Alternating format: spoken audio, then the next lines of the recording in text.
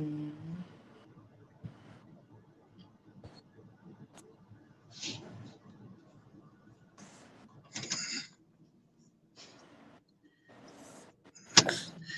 Yeah, hello everyone. Good afternoon, wherever you are watching us from. This is still yours sincerely, Michael Diago. Those days they call me MC Lion. Today we have another version of the show, and in the afternoon a while ago we are talking with a sound engineer, a music producer.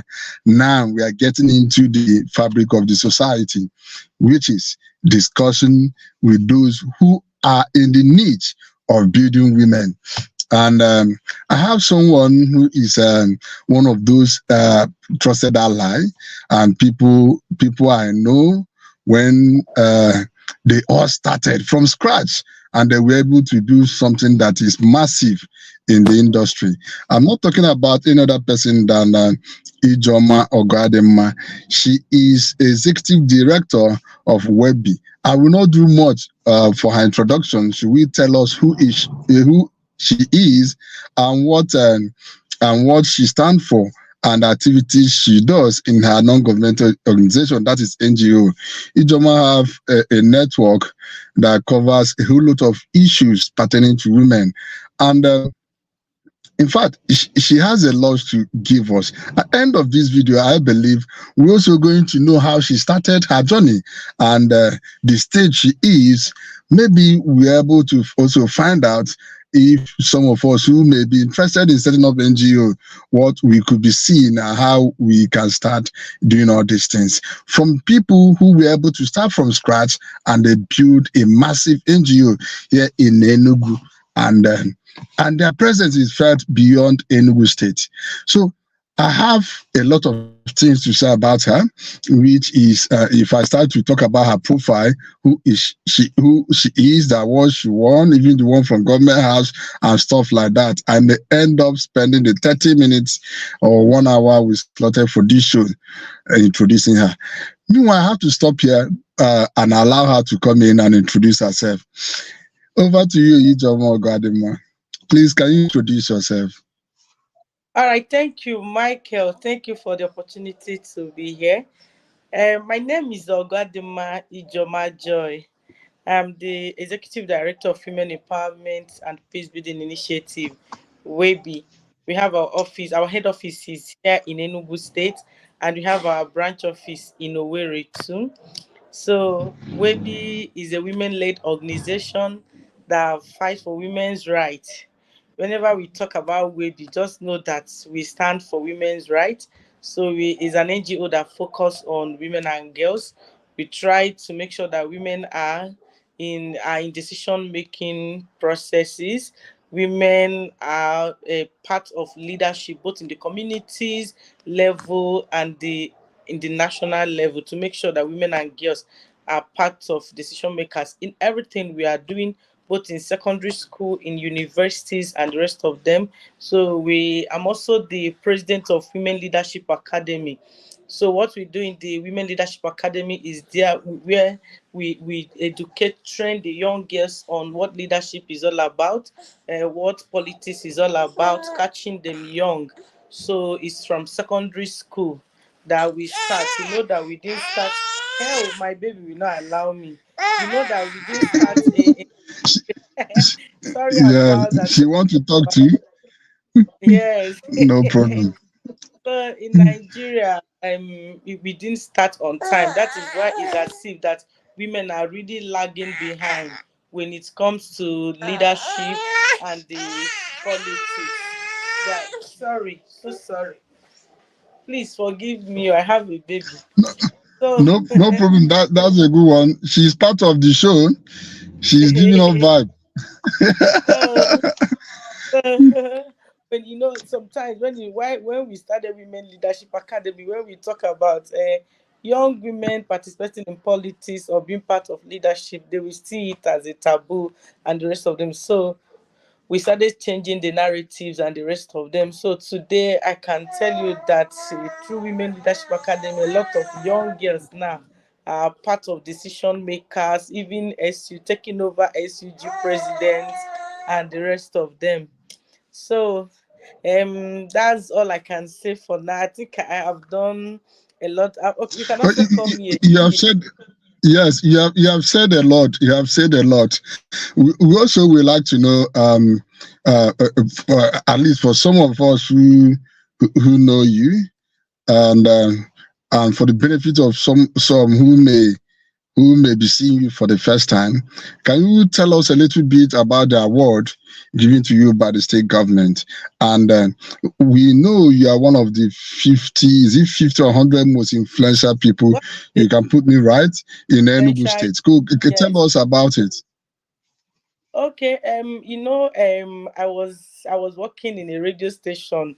You being my boss, then you know everything. So from there, so when I started when we started the NGO, it was like a dream that was coming true.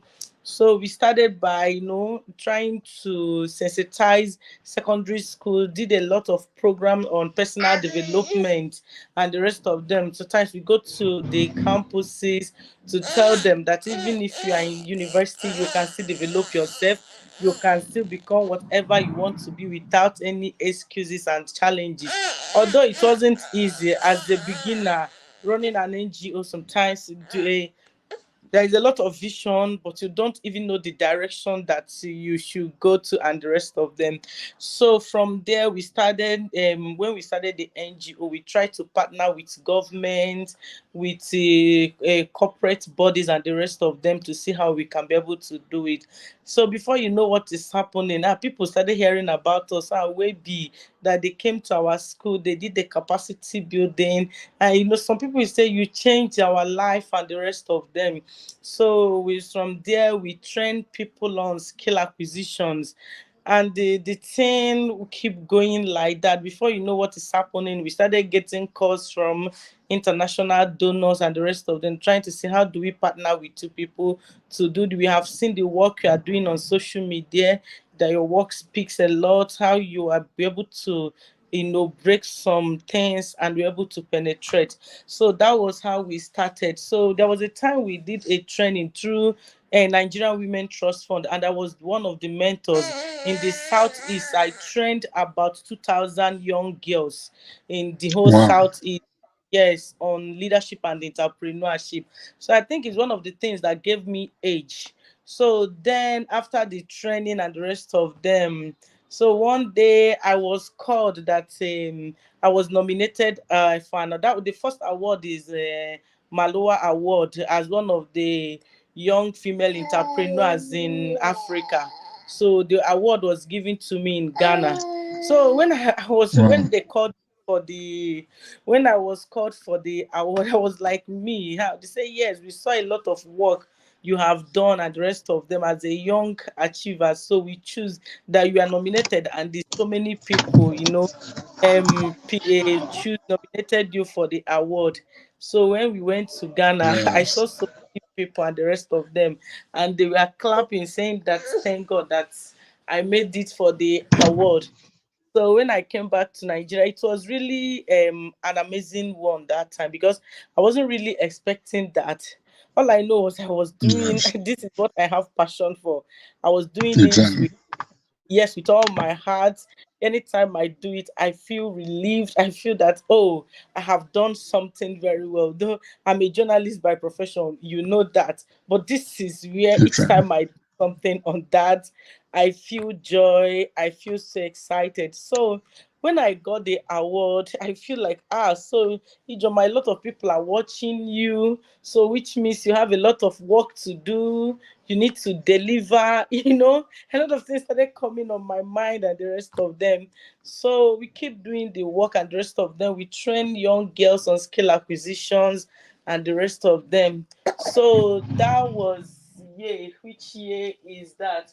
So some years back, I was called for another award, that I was selected for another award, that they choose me as one of the 50 young influential was the is among the 50 most influential youths in Enugu State. So I asked them, Okay. what's the this and the rest of the, how did I qualify that? So they told me they have seen my work. They went to my social media and our website. They saw the things we are doing and the rest of them. So that was how I got that award again. And then now I have gotten so many awards, both in universities. I don't know. There are so many, even from African Youth Development Council on the leadership and Good. the personality award. I have so many of them about leadership and I got another award on leadership beyond politics because I wrote a book. I produced one. There was a journal production that we did on the factors that militate against women participation in politics in Enugu State. So it was Wow. published. Yes, it was published with Open Political US. So from there, I wrote a book on women and the leadership and decision making. So it was also published with Lambert Academy Australia. So the book is published in Amazon.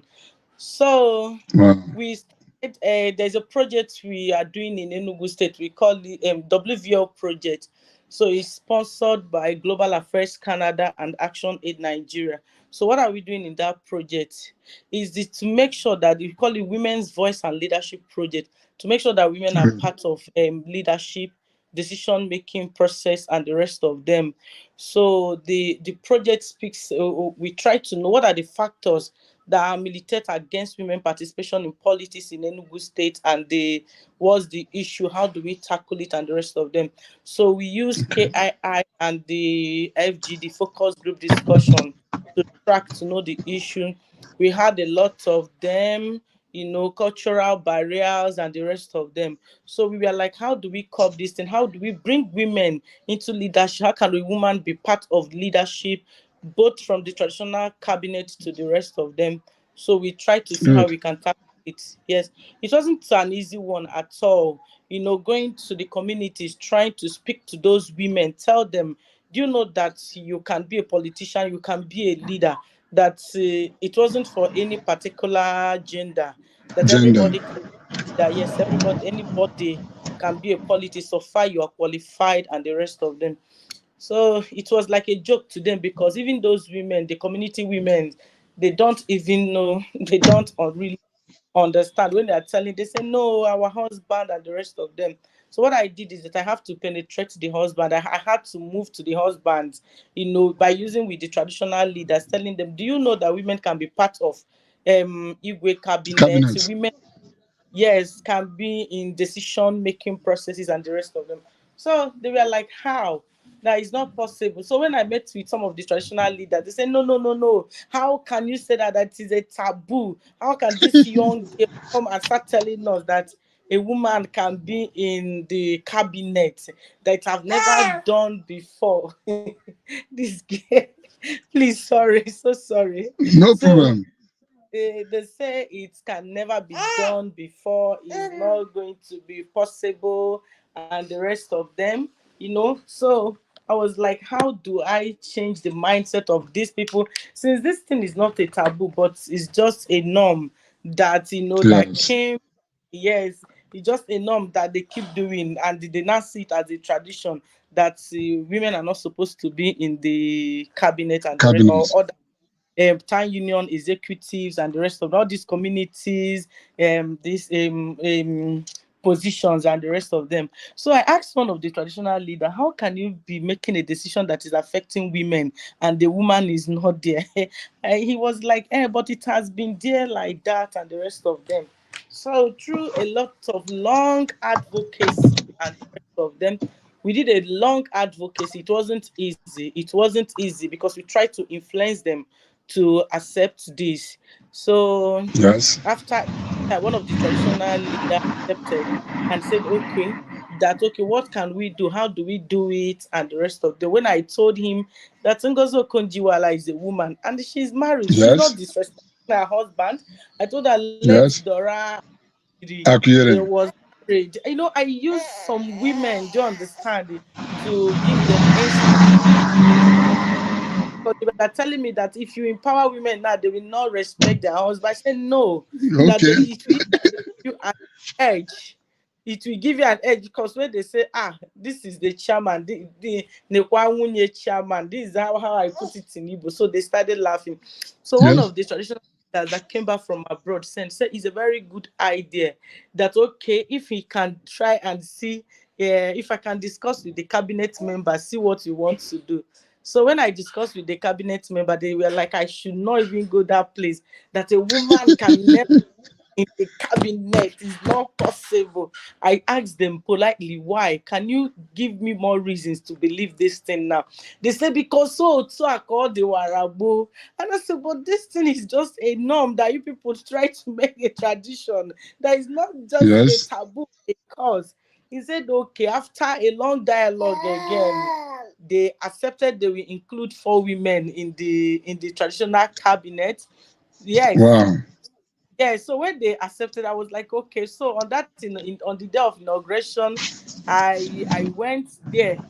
I was there, everything, the process. I tried to educate the women, look at what people need to do, and the rest of them. Don't go and insult the men, but to bring a positive idea. Because if you people fail us, you know that we have failed That's end already. of the initiative. Yeah. Yes, so I keep doing my best to to make sure they step up too on what is happening. So after a long time, the traditional leader, after some months, he told me, please, I want to have meeting with you. That is very urgent. Can you come to our, or can I come to your office? I said, sure, come.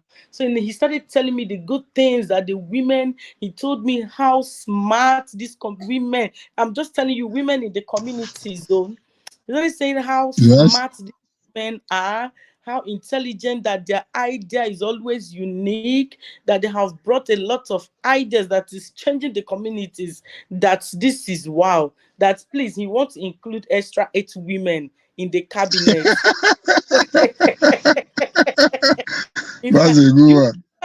the man said it in Igbo. Ụmụ nwanyị ka ụmụ nwoke arụ ọrụ. I want to bring more women so they can give me more ideas on how to work. That is in Wow. Aniri, in Dabo local government, because we are working in 4 local governments in Enugu State. So Okay. even when another meeting with some of the traditional leaders, so and they called them, I called them. So and they were still saying no, no. That traditional leader saying is working in my own Yes. in my own cabinet. Community. Women, so women now, that they are really working tirelessly. He now told them all the success stories they have had and the rest of them. One of the traditional leader in Soka said, please, he will like the women to. So he did that this traditional leader was, so some of them now said, okay, let them go and think about that. In that Aniri now, he has the traditional leader have about 12 women in the cabinet that are Wow. really. Yes, as I'm telling you now, we have those traditional leaders became the crusaders that told their Ambassadors. yeah, telling the other traditional leaders, please, this thing is working. That can we do it? As I'm talking to you now, we have 137 women in Igwe cabinet in the 4 local government, different communities, Wow. and yes, and the result is massive. I told them, you people can include women in your town union executive. In Udina, one of the traditional leaders include about 6 women in the traditional rulers executive, in the town union Thank you. executive. Yes, the town union executives. As I'm telling you now, they have women now in their neighborhood watch, that also in the night those women will come out and be one of the vigilantes and the rest of them, knowing what is happening in the communities. I think through this project we have really done a lot. So I think that was December 2022. The traditional leaders came and say, they never thought of this thing, that I came and brought life their in their communities and the rest of them, and there is a lot of changes. So they gave me a tradition, a chief Sansi title called Adife. So Wow. in an local government. Yes. So it was a wow. It's not easy. Anybody that wants to walk through an NGO should know that it's not easy. It's not a work you Exactly. can just that you will wake up. Like the other day, I posted a picture where I was walking, backing my baby at the back. Even sometimes I go to communities with the baby. You see me back my baby. Yes. People will be Yes. laughing. That yes, if it's not a work you think that you can just start and you start making money. No, you're working for people, you are impacting lives and the rest of them. So overall, oru Wow, that's education. a rich background. That's a Yes. rich background. I think you have made the job easier for us. So, by your own standard, do you think that at the rural areas there is progress in getting women in decision making? And do you think how many local government for now? I think we have over 160, is I don't know, over 100 autonomous communities. Like how many Yeah. autonomous communities were able to accept to include women in their cabinet, and how many do you think are remaining? Okay, like I told you, we are working in a four local government, and in that four local government, different communities. I can categorically tell you about about 32, if I'm not mistaken. Let me not let me not be sure, about 32 have included women in their cabinet. Wow. And what we are trying to do now is to see if there is going to be a constitution review in Enugu State. So we are trying to work with the Commissioner of Chieftaincy to see how we can, if they can review their constitution and add women. Because when we asked them, when I had a dialogue with some of them, they said no, that is them that wrote the constitution. It's also them that can, review it. Change it. So we are trying, yes, we are trying to work on how they can review the constitution to make sure that all the traditional leaders include women in their cabinets, in their, so they can be one of the decision makers. Like I told you, I know it's not gonna be easy. Even for these ones that we have done, it wasn't easy. It's not something that you can achieve. Even some people will keep asking me. Sometimes I grant interviews like this. They will keep asking me, "How do you penetrate? How did you do this?" And the rest of them is not an easy thing.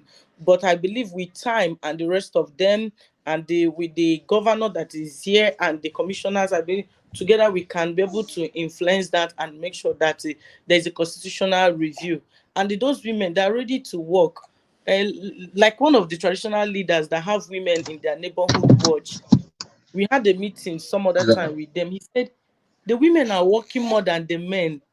The traditional You see? leaders was like, how can you tell us? He said, do you know that I went to Mama? He said, do you know that I went out in the night. I was like, what what exactly are they doing?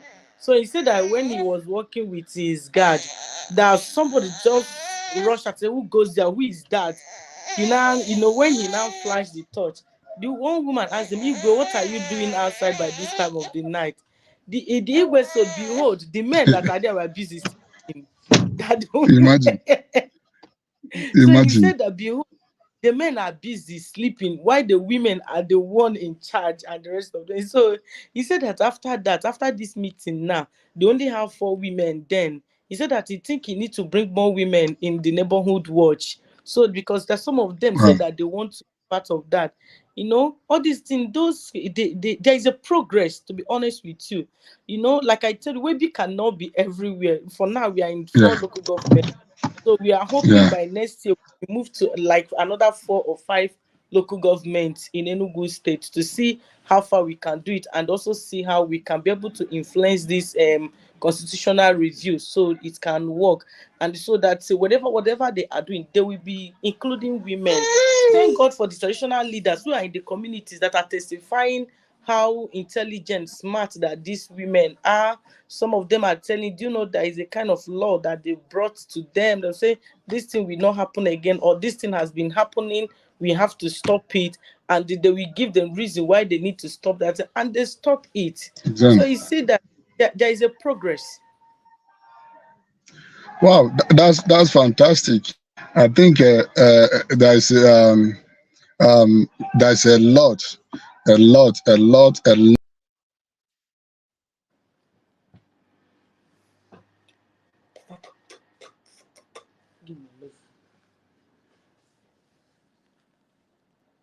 Hello, Michael. I guess the network is bad. Can you hear me? Can you hear me? Yes, I can hear you now. Yeah, I think you're able to achieve a lot of things within the space of time. I think within the last 5 years or 6 years, if I'm not Yes, mistaken. yes. So, and I believe in the next couple of 4 5 years, with adequate support, you do more. Then looking at going away from the women in the rural areas. Um, this show supposed to be at least 30 minutes. So some of the people who may be watching us maybe today or anytime in the future may have interest in going into NGO. Can you share with us what could help them to succeed or where they can start? Anyway, I will encourage, if you have, number one is that if you want to be a development worker, you must have a passion for that. Is a work that requires patience and a lot of sacrifices. It's not something that you can just wake up and think that you can do. Some of them go into that thinking that we want to make money, and they will, at the end they will be frustrated. They don't even have vision, they don't have direction. They will just tell you they have passion here. Why your passion is not even doable. It takes a lot of sacrifice. So I encourage anyone that wants to go into NGO to start from somewhere. What do you have passion for? Like me, when even if you wake me up in the midnight and they ask me to tell you things about political participation, women political participation, women in peace, women peace and security, anytime, any day, I can do that because I keep working towards that. I keep developing myself. I keep trying to do things, that will help me. Try to do online courses to help me in the direction. Number one is that, what do you love doing? What do you love doing? Do you want to work in good governance?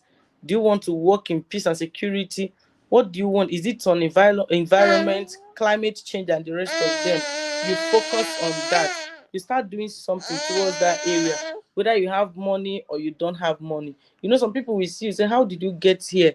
They don't know that there was a time. Sometimes if you dash me money now to go and eat, I will beg you money. Dash me money now to eat it. You will give me, we use it and go and do program.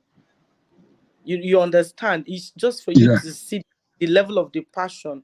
If you don't have passion, don't go into that. Is my advice. Is you have to there is a lot of sacrifices that you will do to get there. You keep trying to write proposal. You might write 100 proposal and they get one yes.